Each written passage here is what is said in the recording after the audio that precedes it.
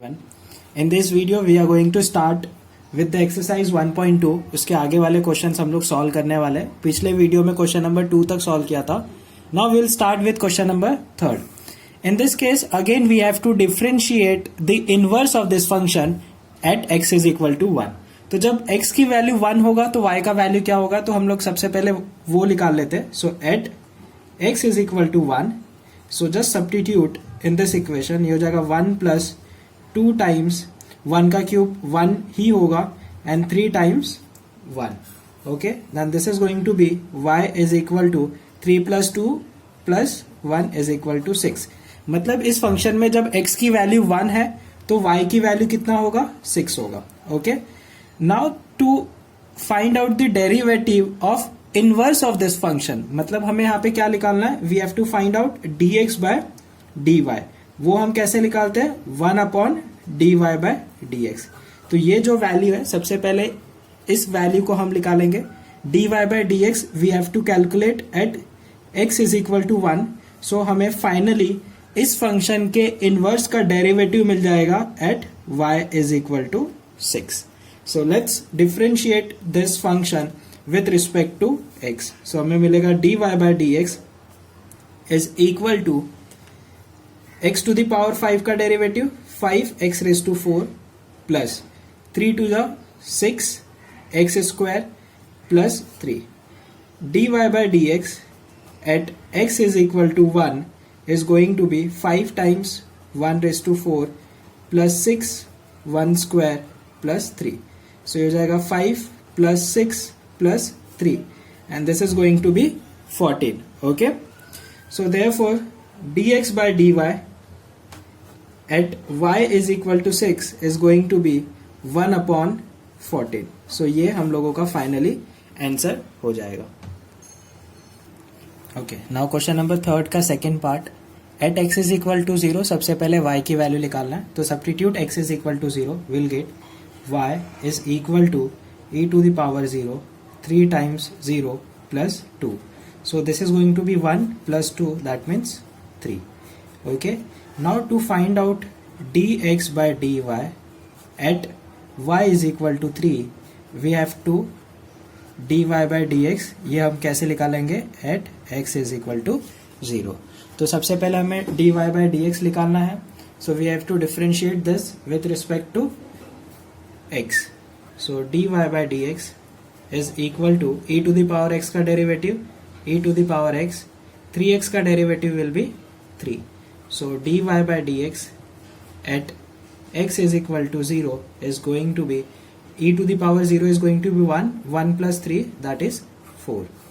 Okay, so therefore dx by dy at y is equal to 3 is going to be 1 by 4. so ये हम लोगों का finally answer हो जाएगा. Okay, in next one again we have to first find out the value of y that when x is equal to 1. so ये हो जाएगा y is equal to 3 1 square plus, देखो ये 3 इस साइड आएगा तो 3 टू ज़ा 6 एंड log ऑफ 1. और हम लोगों को पता है log 1 का वैल्यू क्या होता है, 0. तो ये पूरा टर्म 0 हो जाएगा and y is equal to 3. So now to find out dx by dy when y is equal to 3 that will calculate dy by dx कब, जब x की वैल्यू क्या हो, 1 हो. ठीक है, so now differentiate this with respect to x.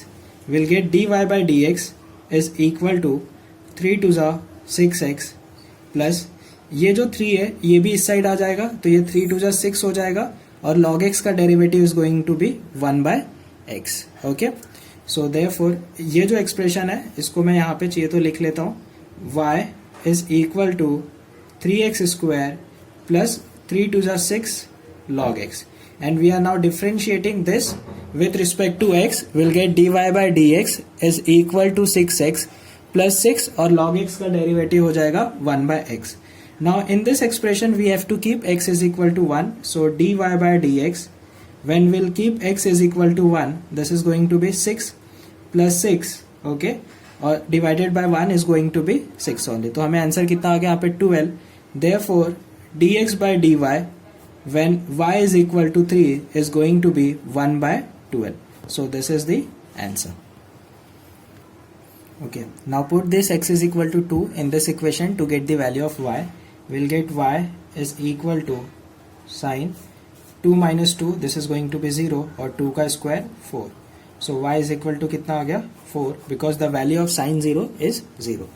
Now to find out dx by dy at y is equal to 4 is equal to dy by dx, that should be at x is equal to 2. So now differentiate this function with respect to x, will get dy by dx is equal to sine का derivative cos x minus 2, और x minus 2 का derivative हो जाएगा 1 plus x square का derivative 2x. Now dy by dx at x is equal to 2, that means 2 minus 2 0, और cos 0 की value होती है 1 प्लस 2. तो ये फाइनली हमें आंसर कितना आ गया 3. Therefore dx by dy at y is equal to 4 is going to be 1 by 3. So this is the answer. Okay, यहाँ पे x is equal to 2 है, so we'll keep 2 here, तो ये हो जाएगा 2 2 जा 4 and 1 plus 4, this is going to be 5 and answer will be 1 by 5. Now let's go for the question number 6th and that is question number 4th. यहाँ पे हमें f of x ये दिया हुआ है and we have to differentiate the inverse of this function. So again see, यहाँ पे हम लोगों को क्या दिया f inverse. जब हम लोगों का f of x रहता है, ठीक है, f of x और f इनवर्स में ये वाला पार्ट किसका होता है y का.